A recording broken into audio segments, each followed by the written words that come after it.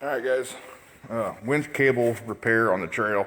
I've been seeing a lot of guys take their winch cable that was broken and they loop it back like this and they put a bunch of cable clamps down there and it works. It's not the best way. Cable clamps come apart, they bind up on stuff. It's not that great. So I've seen it a lot actually.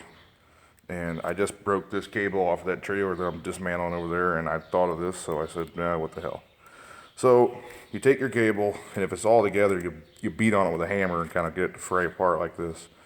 And what you're going to want to do is look at it and see how many strands are in which. So I got 4 on this side, and I got 3 on this side, which is perfect. You'll take it, unwind this sucker.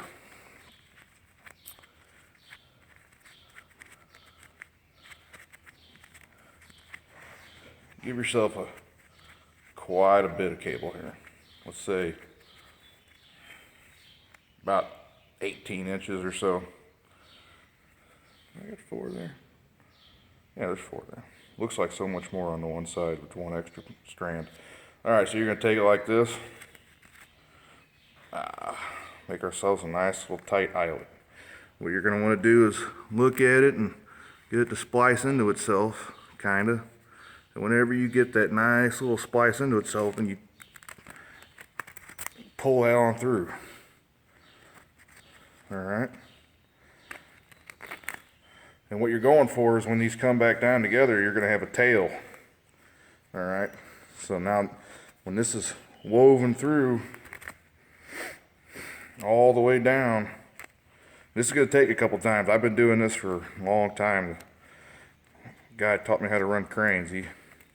He made me do this for fun. That and load charts. If I wasn't running, I was splicing or I was load charting. But, I guess it really shouldn't just go for winches. This could also go on the operator page for apprentices to do in your spare time.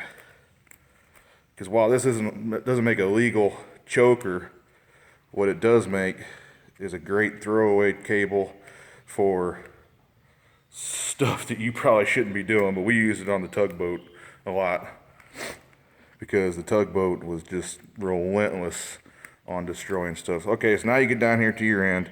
You want to make it nice and pretty and splice these two together. Find out where it's going to lay.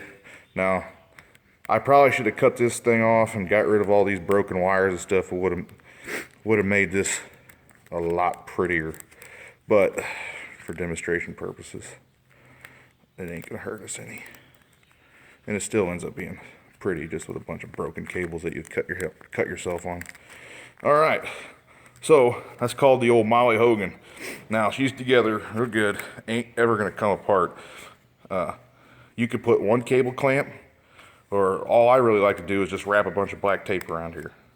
And you don't need that long of a leg coming off there. Probably about half that's probably about right, but it doesn't matter. So black tape so that this thing can't spread apart. And that's some bitch just as strong as factory right there.